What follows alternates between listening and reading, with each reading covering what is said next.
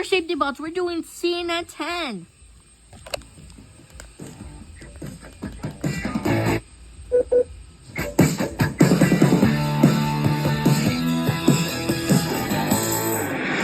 Hello, everyone. Happy Tuesday. I'm Coy Wire. This is CNN10, your 10 minutes of news where I simply tell you the what, letting you decide what to think. No opinion, no slant, just the news. Let's get caught up on some of the top news stories from around the world. We start in Cuba, where a power grid collapse triggered a nationwide blackout. Cuban officials said failures at a substation in Havana Friday evening began a chain reaction that completely shut down power generation across the island. More than 10 million people were without power for days until power was gradually restored, starting in Havana, Cuba's capital, Sunday night. The nationwide power outage is the fourth major loss of power in only 6 months. For nearly a week in October last year, most of Cuba suffered near total blackouts, making it the worst energy outage in decades. While Cubans are used to having their power go out more often than they'd like, this event is the latest in a series of failures for the island, struggling with aging infrastructure, natural disasters, and economic uncertainty. Cuban officials have previously blamed U.S. economic sanctions for crippling an already debilitated energy sector. Since 1962, the U.S. has imposed a full trade embargo, or an official ban on trade, in response to actions taken by Cuba's communist government. It remains in place today, blocking important goods and services from being imported to the island nation.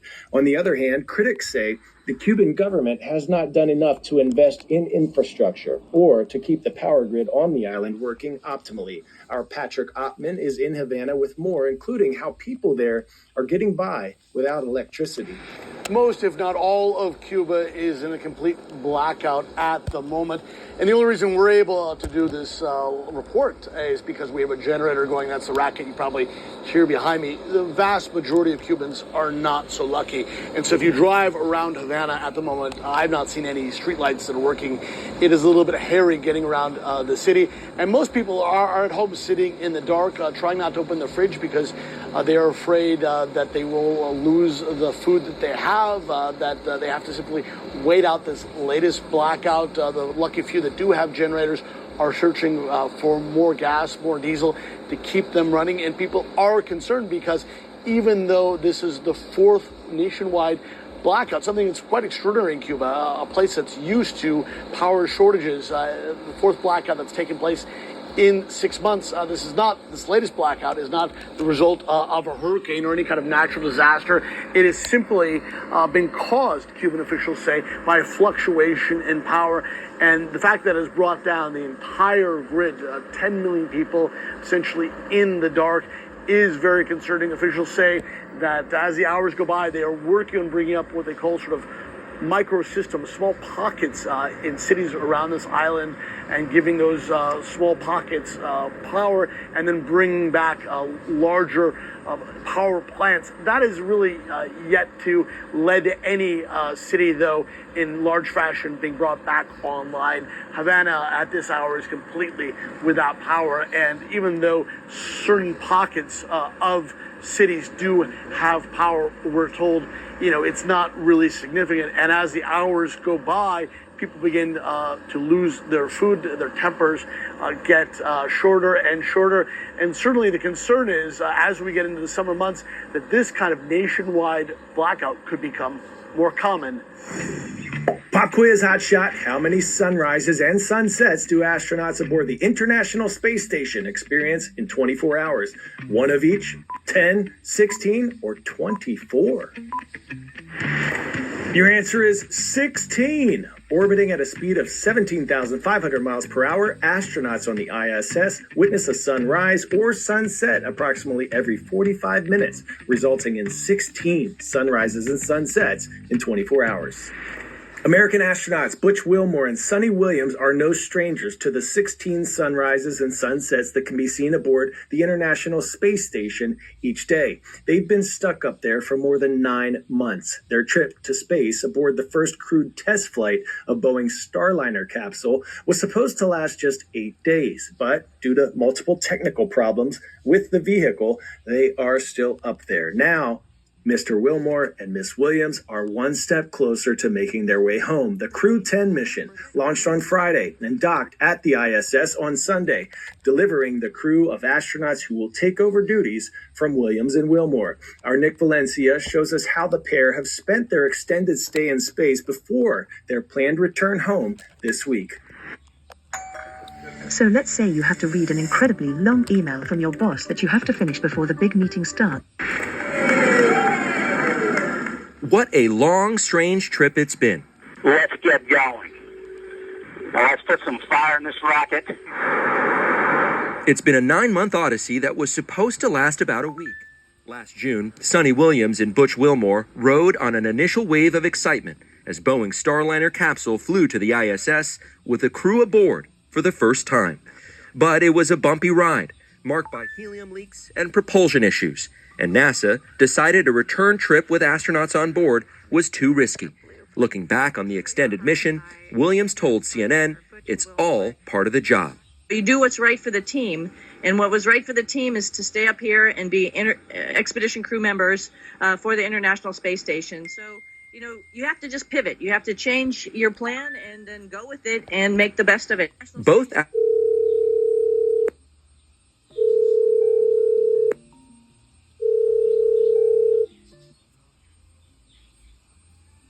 to seeing their families again. NASA says Williams and Wilmore completed hundreds of hours of research and science experiments while on the ISS, including a spacewalk together. GCA complete. We are just fortunate and thankful, though, that we have seats, and we'll be coming home, riding the plasma, splashing down in the ocean, so that's what we're looking forward to. Now to news about a bagel boom in Beijing. Bagels are pretty common for many of us, especially here in the U.S., but across the world in China, they were never really a thing. But recently, they've become a new must-have food craze. Let's go to our Mark Stewart in Beijing to find out why locals are paying 10 to 20 times more for the delicious rolls than they do for the more traditional snacks and buns. Some say they're much more than just bread with a hole. They are a whole vibe. This is a new kind of bread from my perspective. Is eating a bagel a cool thing to do in China? At first I thought it was quite cool because there weren't any bagels before, but now I think it's already a regular option for me. However, some people still do not quite get it. The baking bustle has begun at this bagel bakery. But this isn't New York City. This is Beijing, China. You could say the city's booming with bagels in cafes, on phone delivery apps, and on social media. Healthy, good-looking, and it's also a new trend. This is a traditional Chinese bun, and like a bagel, it's made of flour and water. But bagels cost 10 to 20 times more on average, and people are willing to pay for it. One of the newest stores, Bagel Boogle, opened in Beijing just a few months ago. Why do you think bagels are so popular right now in Beijing? Young people, they more and more like the healthy lifestyle, and they also get so many news in the social media to know the bagel is a healthy food. 谢谢。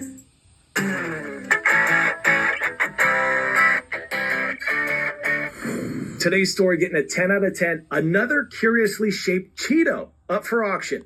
Check out this NBA legend Michael Jordan inspired Cheeto, shaped like the Jumpman logo. It's coming in flaming hot on the heels of Cheetozard, the Pokemon shaped Cheeto auctioned earlier this month for nearly $90,000.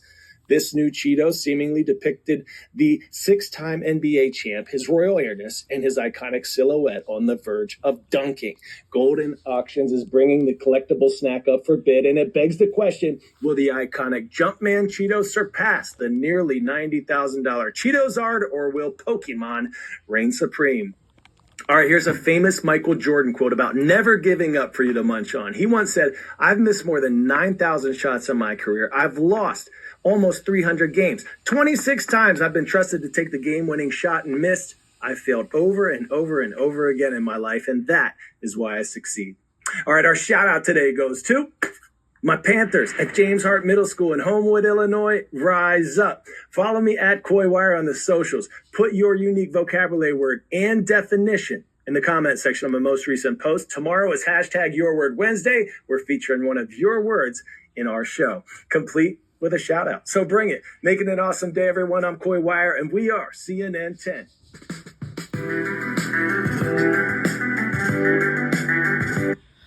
Okay, so why did Coy Wire said if he saw the whole thing is from the sunset to the question?